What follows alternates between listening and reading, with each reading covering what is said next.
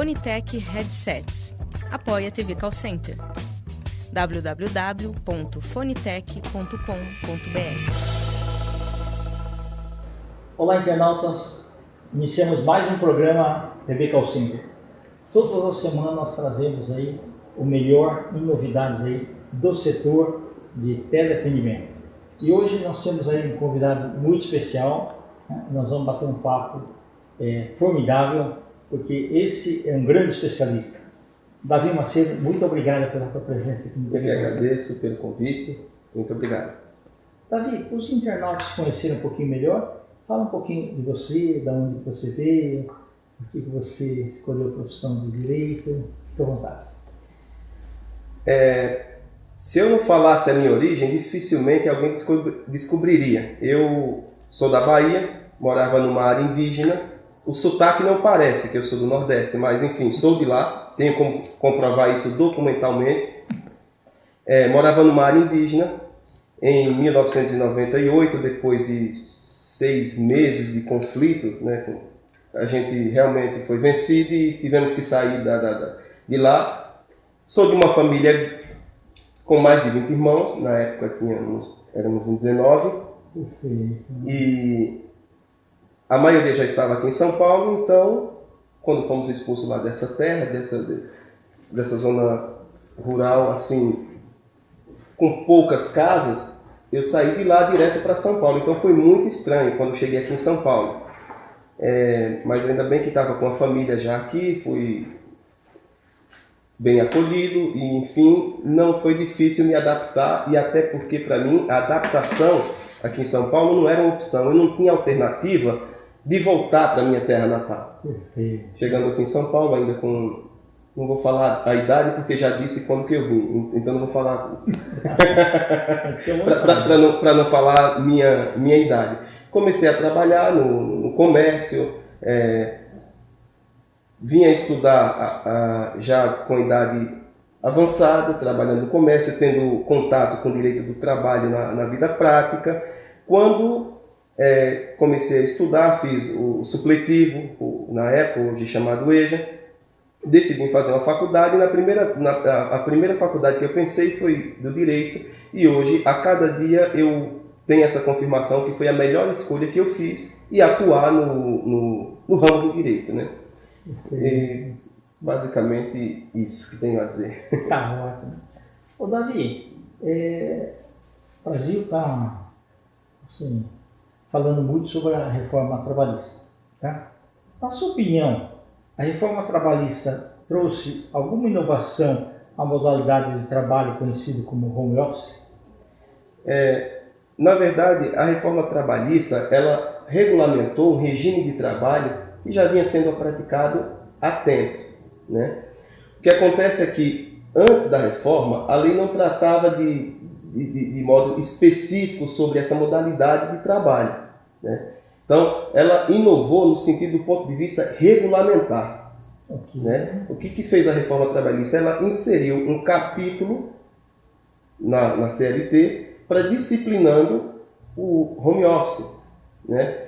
O home office, ou como a nomenclatura dada pelo legislador, o teletrabalho, está disciplinado lá nos artigos 75A ao 75E da CLT. Então hoje nós temos sim esse disciplinamento, porque o máximo que nós tínhamos era o artigo 6º da CLT, que falava que não havia distinção entre a realização de trabalho feito nas dependências do empregado, ou melhor, nas dependências do empregador, e o trabalho realizado na residência do empregado, né? O máximo que se dizia era isso, mas não disciplinava, nem se dava o nome desse regime de trabalho. Era muito pouco, ou seja, quase nada. Então, houve sim essa inovação do ponto de vista regulamentar, acabando aí com mitigando aí a famigerada insegurança jurídica, né?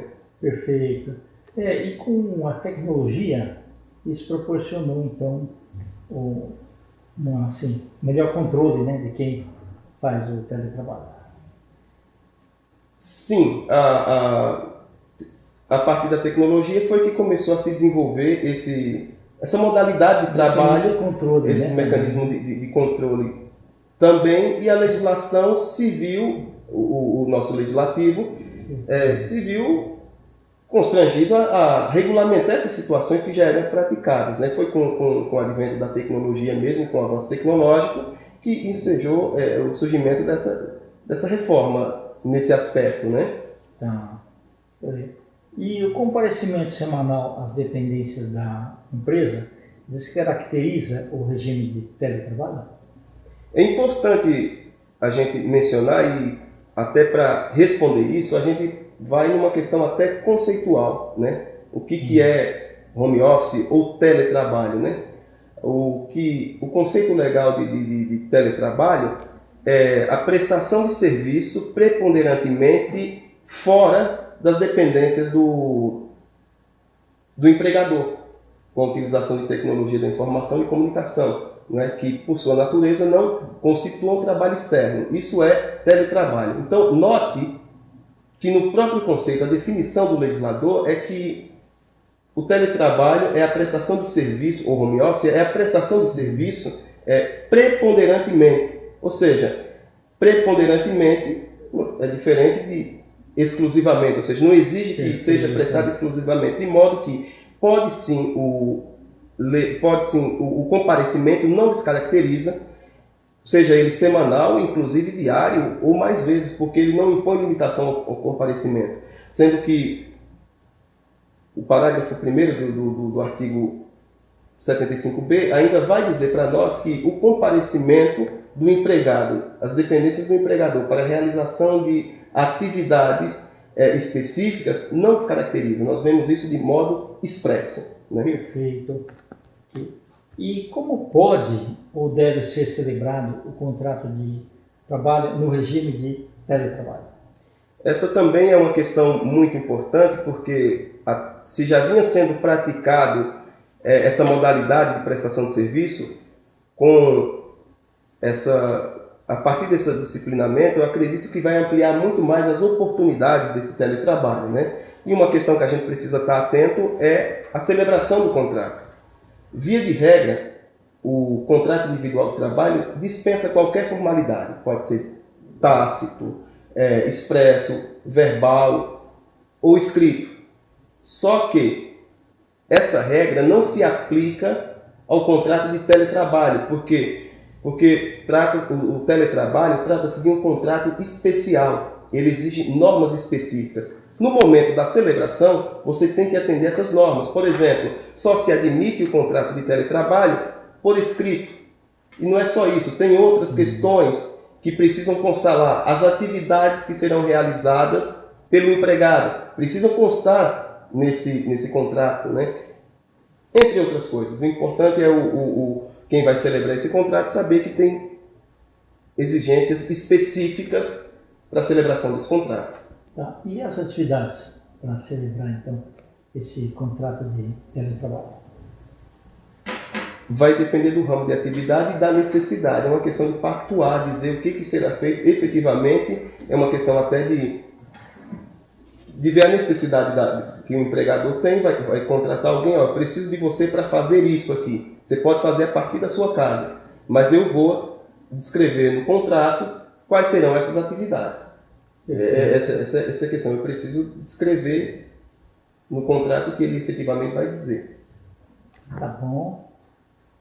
Davi, o contrato de trabalho do regime de teletrabalho é mais vantajoso para a empresa ou para o trabalhador?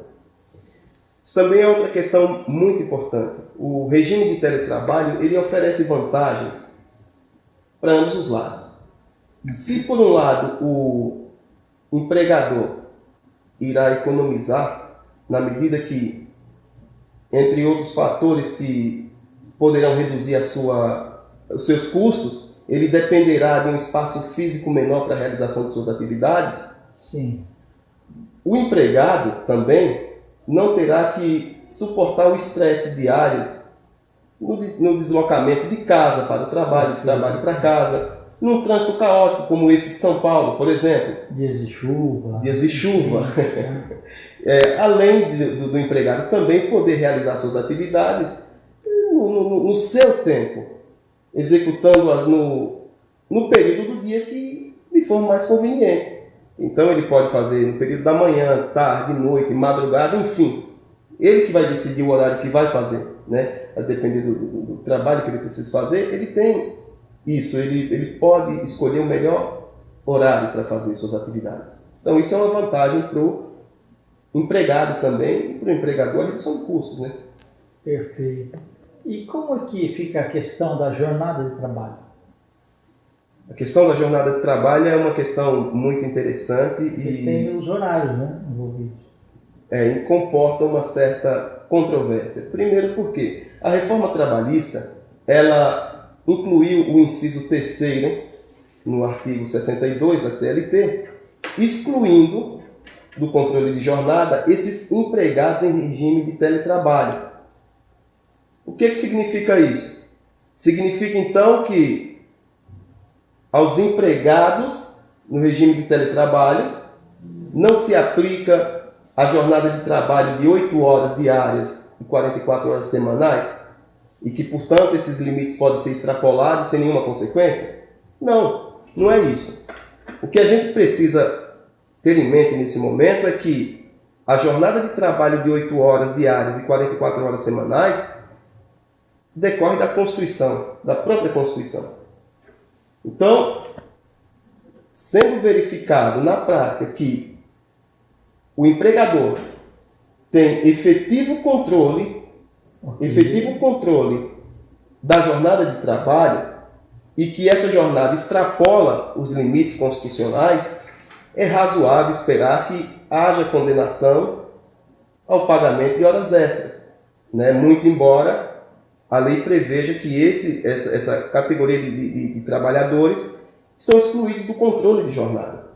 Então a gente precisa ver aí como que serão as decisões, é uma coisa recente, para ver como que vai ser a formação da jurisprudência, em qual sentido que vai se formar. A gente também precisa estar atento ao parágrafo 1º do artigo 6º da CLT, que diz que os meios telemáticos e informáticos de comando e controle se equiparam aos meios pessoais e diretos. Então, se eu controlo ou comando o empregador dentro do meu estabelecimento, né, presencial, tem a mesma validade se eu controlo por meios telemáticos, informatizados. Eu tenho dispositivos hoje, tecnologias à minha disposição que me permitem ter esse controle dessa jornada. E uma vez demonstrado de modo inequívoco de que havia esse efetivo controle, sendo extrapolada a jornada diária de 8 horas e 44 horas semanais, eu acredito que vai ter sim condenações. Perfeito. Eu queria agradecer aqui o pessoal que está nos assistindo ao vivo, né? Vanito Fernandes, William Neves, Cida Lima, Zenaide, Ana Paula Rosa, Cleberson Loyola, Eliane Falavena, Leandro Martins, Carla Rosa e o pessoal aí de Colômbia, Venezuela, Estados Unidos e Portugal. Muito obrigado aí por vocês estarem nos assistindo agora no TV Call Center ao vivo, né? E estamos falando aí com um grande profissional, né, que está aí nos falando aí sobre... E agora a gente vai ter mais uma informação aqui. Tem mais coisa aqui. Deixa eu ver. Leandro Martins, do Cambuci, tem uma pergunta. Com a reforma trabalhista, a tramitação dos processos trabalhistas tendem a ficar mais rápidos, na sua opinião? Sim, até mesmo porque o que se espera, e esse é o objetivo da reforma, é dar uma diminuída no volume de processos. E à medida que tem menos ajuizamento, menos ações, a tendência é que tramite com maior celeridade, assim. Então, nesse sentido, eu acredito que sim, a reforma trabalhista alcançará esse objetivo, sim. Perfeito. Agora, Almino Fernandes, de Portugal. Quem ganha com o trabalho home office pessoas acima de 50 anos ou as pessoas com deficiência? Acho que o ganho, na minha opinião, talvez não esteja atrelado à questão da deficiência ou à idade, né? A questão dessa modalidade de trabalho está mais atrelada às condições pessoais da pessoa também, para ver se vai ser mais vantajoso para mim ou não. Vai depender das minhas condições pessoais, como que é o meu ambiente lá na minha casa, na minha residência, se eu tenho condições de trabalhar dessa forma. E pode ser vantajoso igualmente para todos que, independentemente da idade ou da condição física, né? Mas eu acredito que certamente essa classe, as pessoas que têm maior dificuldade de locomoção, as pessoas com mais idades, certamente é mais propício. Não que seja mais vantajoso para ela, mas eu acredito que essas terão mais oportunidades de trabalho, sim, a partir dessa modalidade de trabalho. Tem mais uma pergunta aqui, a Tatiane Nascimento.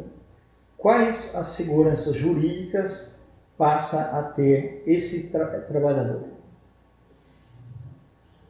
Na verdade, a criação desse capítulo foi justamente para não mitigar, mas o objetivo e o ideal era eliminar a insegurança jurídica. Mas como vimos e mencionamos, a exemplo da questão da jornada de trabalho, essa reforma não teve o condão de eliminar com a insegurança jurídica. Teve grandes avanços, foi muito importante, mas eu acho que o legislador faltou ainda em alguns pontos, né? Pecou ainda em alguns pontos que não põe fim a toda e qualquer questão relacionada a essa modalidade de trabalho. Mas certamente traz algumas seguranças sim, porque, como dissemos aqui no início, antes não se tinha nada de modo específico tratando dessa questão, né? Ok. Davi, uma pergunta um pouquinho polêmica. Essa faz muito bem para a grande maioria das pessoas sair de casa, se trocar, ir para o trabalho, mesmo com todas essas trânsitos pesados, chuva, essas coisas assim. No caso, quem está trabalhando presencial hoje, o que acontece? A empresa chega e fala, a partir do mês que vem você vai trabalhar em casa. A pessoa pode falar, não, eu quero continuar aqui ou tem que mudar o regime? Muito boa a pergunta, e é uma questão realmente, eu particularmente gosto também de sair de casa e lembro que falei que a questão do teletrabalho vai depender das condições também da pessoa, do ambiente. Para mim não é hoje, nas minhas condições atuais em que me encontro, com crianças pequenas em casa, não é viável trabalhar nessa modalidade, né, no home office. Como que fica aquelas pessoas então que, assim como eu, que gosta de trabalhar fora, enfrentar a chuva, o trânsito, pode ter sofrido alteração no seu contrato de trabalho presencial para o teletrabalho? Pode, mas não de forma unilateral. Esse trabalhador que hoje tem um contrato de trabalho presencial, para que seja alterado para o teletrabalho, ele precisa consentir. A lei exige o consentimento do empregado, que ele concorde em mudar, porque para muitos que estão trabalhando vão concordar. Aqueles que preferem trabalhar de modo presencial, se deslocando até o estabelecimento lá da empresa, eles vão continuar fazendo dessa mesma forma. Agora, uma situação interessante também então, para que eu mude do regime de teletrabalho, de presencial para o teletrabalho, a lei criou a exigência da concordância do empregado, né? E há de se ressaltar aqui em tempo de que essa alteração deve constar em aditivo contratual, não pode ser verbal. Agora, e aquele trabalhador que está em regime de teletrabalho, ele pode vir para o modo presencial? Pode. E aqui a questão eu acho interessante, por quê? Porque se para alterar da forma presencial para o teletrabalho é necessária a anuência do empregado, a mudança do teletrabalho para o modo presencial pode ser feita de forma unilateral, por determinação do empregador. Então eu tenho um funcionário hoje que está trabalhando no modo teletrabalho e a empresa entende que a produtividade será maior se ele estiver realizando as suas tarefas dentro das dependências da empresa, ele pode, por determinação, unilateralmente, determinar que o empregado torne para o modo presencial. Claro que terá que dar um período de 15 dias para adaptação, mas ele pode. O que a gente depreende disso é que, ao legislador, ao que parece, a modalidade de trabalho, de teletrabalho, parece ser menos favorável ao trabalhador. Por que a gente chega a essa conclusão? Porque para mudar do modo presencial para o teletrabalho, para o home office, exige-se a concordância e a anuência do empregado. Ao passo que, para mudar do teletrabalho presencial, pode ser feito de forma unilateral. Então, eles entendem que não há prejuízo, há até um benefício sendo de modo presencial. Isso é o que parece que o legislador entendeu ao disciplinar desta maneira. Né? Ok. Eu me recordo aí, algumas áreas, principalmente a área de utilities, água, luz, telefone, né? Sempre o pessoal trabalha externo, né? E levam os equipamentos da empresa. No caso de um home office, por exemplo, os equipamentos necessários ao teletrabalho, eles são de responsabilidade do funcionário ou da empresa? Esta é uma outra questão importante. A nossa amiga internauta fez uma pergunta com relação à segurança jurídica, se essa reforma teria trazido. E este é um outro ponto controvertido. Isso por quê? Porque o que a reforma diz é que a aquisição, fornecimento e manutenção dos equipamentos tecnológicos e da infraestrutura deve constar expressamente no contrato.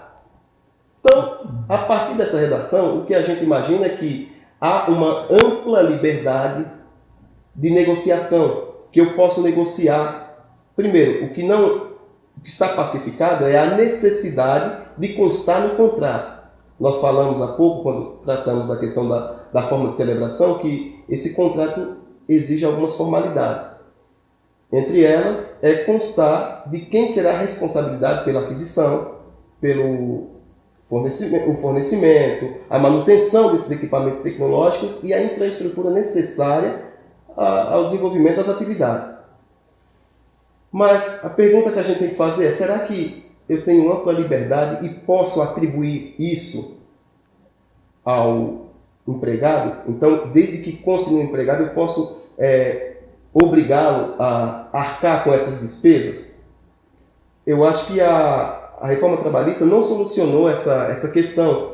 E a mim me parece que é um tanto quanto controvertido, na medida de que os custos com equipamentos e infraestrutura necessários à realização das atividades, desenvolvimento das atividades, me parece um desdobramento inerente ao risco da atividade econômica, que é do empregador.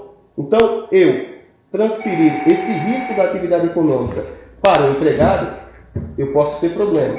É mais uma questão que não ficou pacificada ainda e estamos aí diante de uma questão que, para mim, ainda gera uma certa insegurança jurídica e que vamos ver aí como que será formada a jurisprudência, qual sentido, qual direção que será a jurisprudência. Perfeito. Lali, uma pergunta, Juliana Araújo, estudante de Direito de Brasília. Tá? Como ficam as questões relativas às doenças e acidentes de trabalho no regime de teletrabalho? Ou seja, por exemplo, aqui no escritório, você está trabalhando, a luz pifou, você chama o pessoal da manutenção. Aí a pessoa está trabalhando em casa e está escuro, ele vai subir numa cadeira improvisada, lá, tal, cai e se machuca. Como é que fica isso daí? É acidente de trabalho? Então, é complicado tratar dessa questão. A lei até tentou disciplinar, né? Mas, assim, importante, primeira coisa, o que a lei diz? Apesar de ser um trabalho prestado fora das dependências do empregador, ou seja, via de regra, na própria residência do empregado, ainda assim o empregador continua responsável respondendo pelos acidentes e doenças de trabalho, né? O que ele tem que fazer é orientar os seus funcionários, né? Ele tem que orientar e também exigir assinar um termo de responsabilidade, de que prestou as orientações. Tudo isso é de responsabilidade do empregador. Mas a questão que fica é como é que faz essa questão da fiscalização? Para ver se está sendo atendido e fiscalizado corretamente as questões das normas de higiene e segurança do trabalho. É uma situação muito delicada e a lei não ofereceu, não disciplinou de forma suficiente. Acredito que é outro ponto que vai ser motivo de muitos embates aí no judiciário, enfim. Mas, de uma forma direta, eu diria que o empregador continua sendo responsável pelo acidente e doença de trabalho. Sim, nesse seu exemplo que você citou, por exemplo, é de responsabilidade do empregador. Perfeito. Davi, estamos assistindo também a Flávia Gregório, a Karina Nunes Novaes, o Sérgio Kleber, a quem nós agradecemos bastante, e o Paulo Engelmann, que já veio aqui, também foi entrevistado na TV Call Center, e o Paulo Engelmann tem uma pergunta aqui. Muitos alegam que direitos trabalhistas foram retirados. Entendo que houve flexibilização de alguns. Houve efetivamente perda de direito? Qual ou quais? Um grande abraço a todos, Paulo Engelmann. Do ponto de vista normativo e disciplinar, eu não enxergo a retirada de direitos. Não entendo que houve essa retirada de direitos. Agora, com o anseio de se criar mecanismos de, até vamos dizer assim, moralizar a justiça do trabalho, criou-se um mecanismo que pode inibir as ações, né? O ajuizamento de ações. E a partir do momento que você inibe o ajuizamento dessas ações, você acaba por negar o acesso à justiça. Uma das questões que a gente menciona aqui é relacionada à sucumbência, por exemplo. Hoje, o empregado precisa avaliar muito bem se vai ajuizar uma ação trabalhista ou não, porque ele vai lá buscar um crédito que ele entende que tem direito e pode sair da Justiça do Trabalho com a dívida, com um boleto para pagar. Então, talvez essa seja a parte, o ponto assim, que merece olhar com mais atenção dessa reforma trabalhista, essa questão dos honorários sucumbenciais, que, na minha avaliação, acaba por inibir o ajuizamento de ações. Perfeito. Davi, estamos aí nos instantes finais, né? Muito obrigado. E eu queria que você deixasse uma mensagem e os seus contatos. Quero agradecer o amigo internauta que está nos assistindo e deixar os contatos lá no escritório, prefixo 11, São Paulo, 3178-3178 é o telefone. Perfeito. E 3178-3178 é o telefone e o e-mail dan@francaribeiro.com.br. Perfeito. Muito obrigado. Você vai receber aí de presente um livro aqui, o Social Contact Center, a Revolução das Redes Sociais. Eu vou te autografar daqui a pouco, né? E eu queria agradecer aos nossos apoiadores, a Bispro, Editora Laços, Garrido Marketing e o DCA. Então, muito obrigado aí pela audiência de todos. Um grande abraço e até a próxima.